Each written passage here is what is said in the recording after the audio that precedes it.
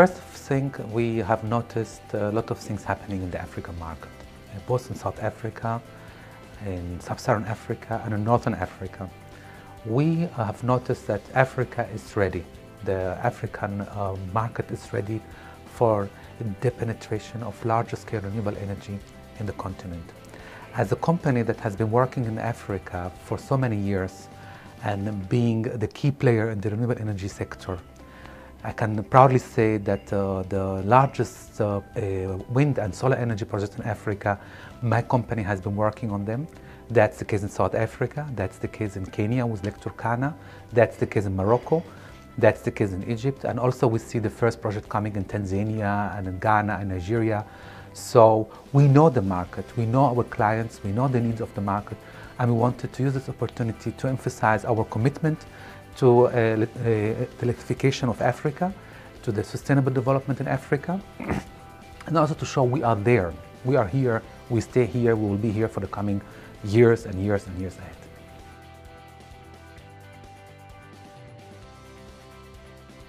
We are very selective in which markets we operate in. We see a lot of potential in many countries, but we are more interested in the governments and utilities which implement the commitment, which do something about the situation, where at least there's a political will to engage and improve the situation in their countries. And that's the case. We can see those countries which were ahead of others. We were pioneering with helping them. We were pioneering with talking to the key stakeholders. We have established excellent relationship with the utilities, with the governments, but also with the investors and the developers. So we have been also an element of boosting confidence when a project starts to come in a country that no other project were before, and we came there as an independent and third-party electrical engineering company, and we say to the project developer what are the technical challenges, both in terms of renewable energy technology, but also in terms of grid connection, grid integration. We boosted confidence, and then the project became visible. That model, we have applied it in many countries, and it was successful in many countries. I can proudly say the last biggest success for us that we were the engineering company adjunct to the Lake Turkana wind park in Kenya, 300 megawatt of wind. That will be the single largest wind park in Sub-Saharan Africa. And our company was involved in the process from the beginning till the end, and now it's being implemented.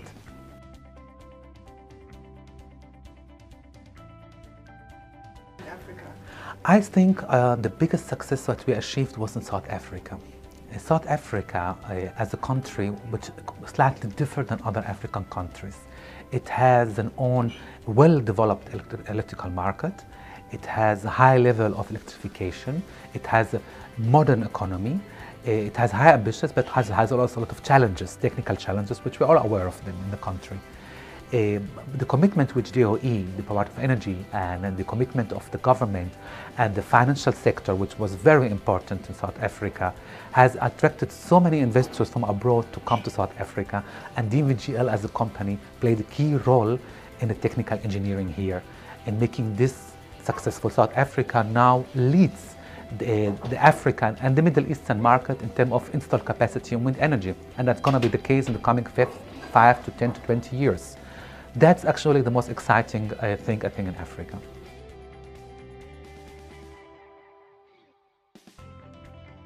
DNVGL is a diamond sponsor at the African Utility Week this year. We wanted to demonstrate to our clients and partners our commitment to the development of the power sector in Africa. We are here to demonstrate once again our strong interest in the long-term development of the renewable energy sector in the African countries. We have identified the challenges which the sector is ahead in this country through our experiences. We are willing to continue working with our clients, with our customers, to make all the projects which are on the plans becoming true. But we also identified one key issue which we would emphasize in the coming years in Africa, which was our commitment to local content, empowerment of African. We have identified the issue of capacities. We have now developed a strategy. How can we really localize in terms of resourcing? How can we work with universities in all African countries to empower Africans to make DNVGL localized and looking African? Our company is 150 years old. That's very old. In China, we are Chinese. In India, we are Indian. In Brazil, we are Brazilian. In America, we are American. We want to be African in Africa. We want to be South African in South Africa. And that's going to be the challenge, but we are looking forward to implement it jointly with our partners and clients in Africa.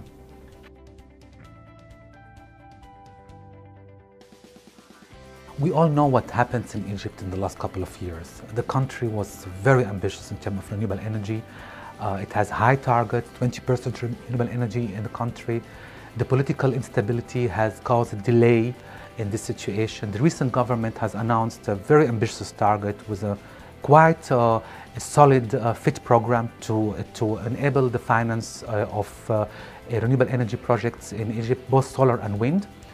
We were requested by the World Bank, IFC Group, and the European Bank of Development, and our partners and project developers from other countries to engage in a one-day workshop to highlight to everybody interested in the Egyptian market what are the technical challenges in the market. We have done this presentation, and it was our key message was to our all clients: Egypt is a very important market for the renewable energy sector. It's going to be growing very fast. There are, of course, political, financial challenges which we as DNVGL cannot solve, but we are there to boost the confidence that any technical challenge DNVGL can solve. And we are there to assist all project developers, all investors and utilities in Egypt to make the plans of the government achievable, implemented in a reliable, sustainable and very affordable price.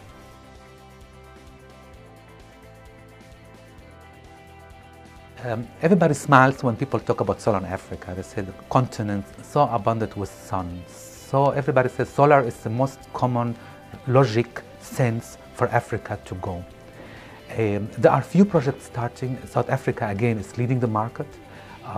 Morocco has developed a few projects. Egypt has developed a few projects. Other countries are following suit, but unfortunately it's still going too slow. And that's despite that actually solar in the last 10 years become increasingly cheaper and cheaper and cheaper and cheaper. What we identified as a company, that for African utilities to continue attracting investments in solar, they have to solve issues related to the grid integration and grid connection of solar, and to identify the sites and to upgrade the grids. Once this chicken-egg dilemma in Africa has been resolved, you will see a larger penetration of solar projects. What I personally project, looking at the transmission line and the interconnection lines being constructed at this moment between many countries within the power pools, that will be ready, I think, in 2020.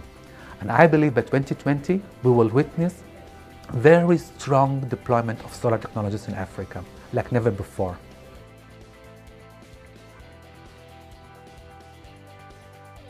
At this moment, our company is working on a large survey for Africa regarding tree dynamic reshaping of renewables and grid connection.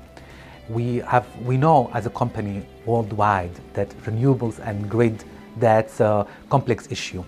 Also Germany, also the US, also more advanced economies, but we are also aware from our work in South Africa, in Kenya, in Tanzania, in Egypt and in Morocco, that grid integration, grid connection will be the challenge in the coming years in Africa, and it will become bigger and bigger and bigger. This is why at the African Utility Week, our company will announce the result of the survey in order to be able to develop a tailored solution for the African grid challenges that will enable African utilities to connect and integrate more renewables into the grids.